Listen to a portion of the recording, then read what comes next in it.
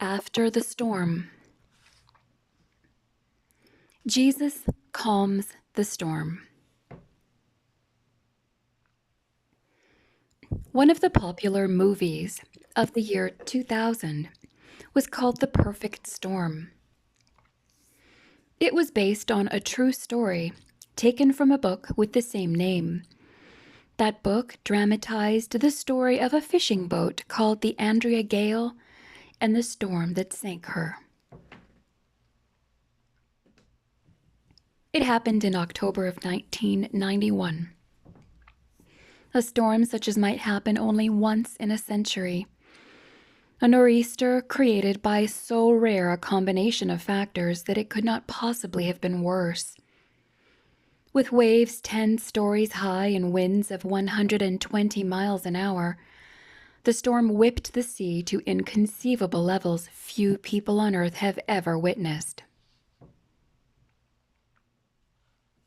2,000 years earlier, another perfect storm struck on the Sea of Galilee in Israel. In that storm, too, the crew of a small fishing boat battled for their lives against raging winds and impossibly high waves. They, too, faced terror and certain death as the storm howled about them.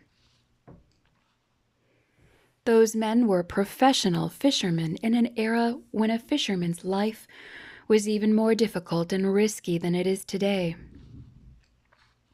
No ship-to-shore radio, no radar, no navigational aids at all save their own eyes, hands, and brains, and no way at all of sending a message to anyone back on land.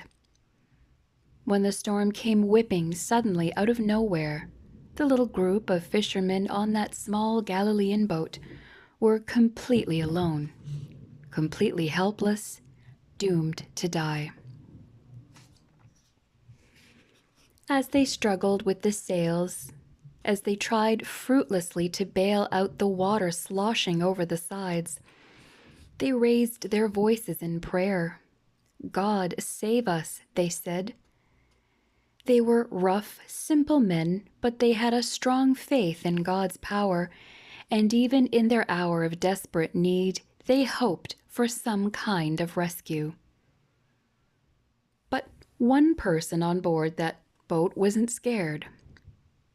One person wasn't the least bit troubled by that raging sea all around. This man wasn't helping with the sails.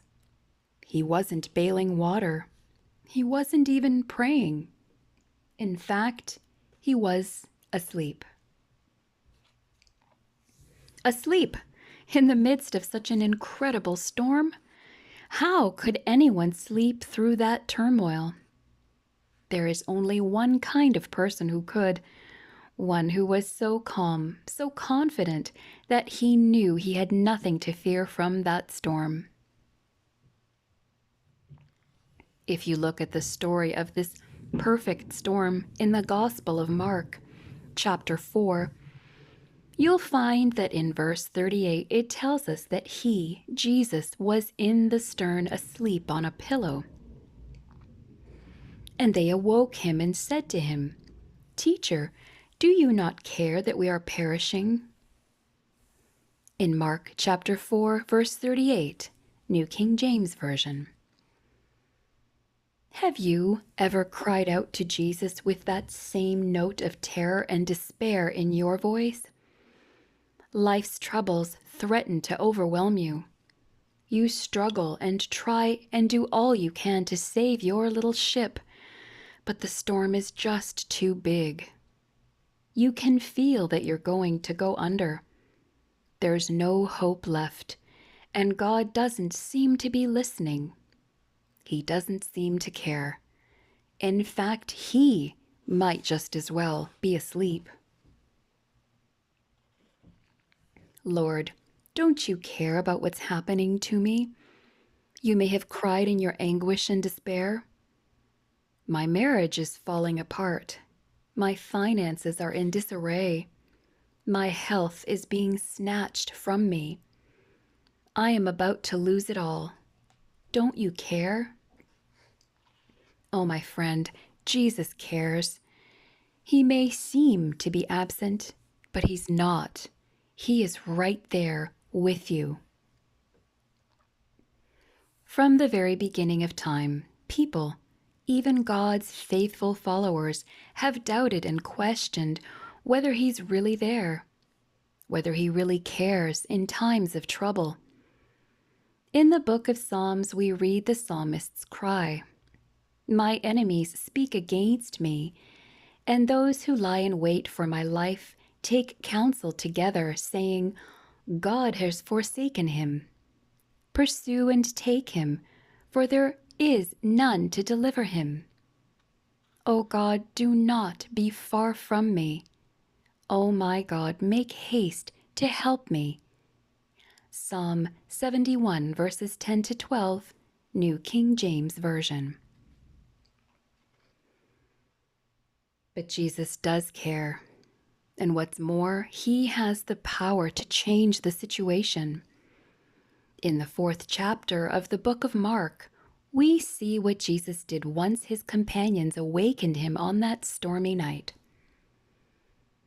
Then he arose and rebuked the wind and said to the sea, "Peace, be still." And the wind ceased, and there was a great calm. In Mark chapter 4, verse 39, New King James Version. That's all it took. 3 words from Jesus, the creator and master of the universe, and those raging winds died to a whisper. The heaving, swelling waves became calm as glass. The sheets of rain that had soaked the fishermen to the skin ceased. The clouds parted, and the clear night of the moon was revealed, reflected in the peaceful waters. What a difference! What a change from just a moment before! And the greatest change was not in the wind or the rain or the waves. The greatest change was in the hearts of the men on board that boat. A few moments before, all had been fear and turmoil. They had believed they were facing death. They had had no hope, only despair and terror. Then they called out to Jesus, and everything changed. It can be that way in your life too. Oh, you may not be on board a small fishing boat in a tossing sea, but I'm willing to guess that you've faced some storms in your life. Perhaps you're facing them even now. You can hear the gathering winds threatening to blow away everything that's safe and stable in your life. Perhaps you've been hit by the storm of grief. Death has entered your life, snatching away a loved one. You don't know how you'll manage to continue living. Sometimes you don't even want to. Perhaps your ship is about to flounder in the storm of marital unrest. You and your spouse no longer seem to be speaking the same language. Perhaps things have gone so far that you've decided to separate or to divorce. Faced with the prospect of putting your life back together, you feel as overwhelmed as the disciples on that tiny fishing boat. Maybe it's the storm of financial disaster that looms over you. Debts have piled up. Unexpected expenses have thrown you off course. A job loss has left you helpless and hopeless. You don't know whom to turn to for help anymore. Have courage. That same Jesus who slept peacefully in the back of the boat that night is just as close to you today. Do you know why Jesus was asleep during that storm?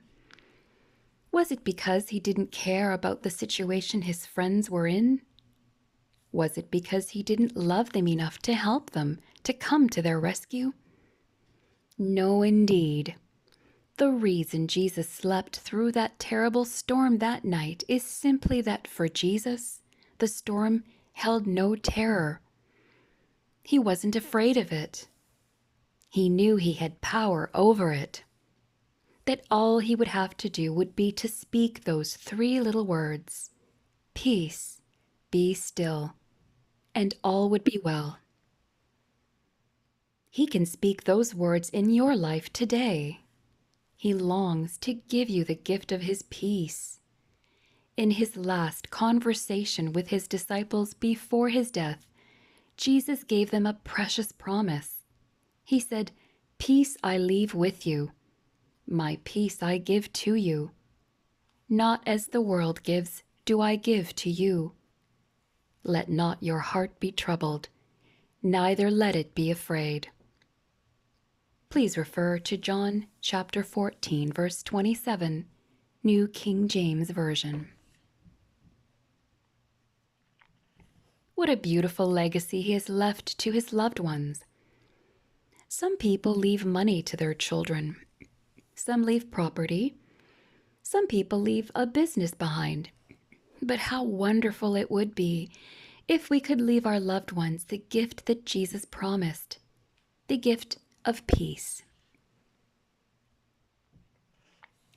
Over and over throughout the Bible, we are given this precious promise of peace. In Psalm 119, verse 165, we find this assurance: "Great peace have those who love your law, and nothing causes them to stumble." Psalm 119, verse 165, New King James Version. Imagine a peace so great that nothing can cause you to stumble. Nothing can throw you off course. No storm can sink you or drag you under. When you think of the storms of life that you're facing right now, my friend, would you like to have that kind of peace? Do you need a heart that will not be troubled or afraid? Jesus promises that kind of peace. Those same words, "Peace, be still," that he spoke on the Sea of Galilee that night, he can speak in your life today. His power that was great enough to calm that storm is great enough to calm any storm you might be facing. Jesus faced more than one storm on the Sea of Galilee when he was here on earth. The Gospels tell us of yet another event when Jesus' disciples were out in their little fishing boat, tossed by the waves, for the wind was contrary. In Matthew chapter 14, verse 24, New King James Version. There was a difference between this incident and the other one, though. This time, Jesus wasn't sleeping peacefully in the boat.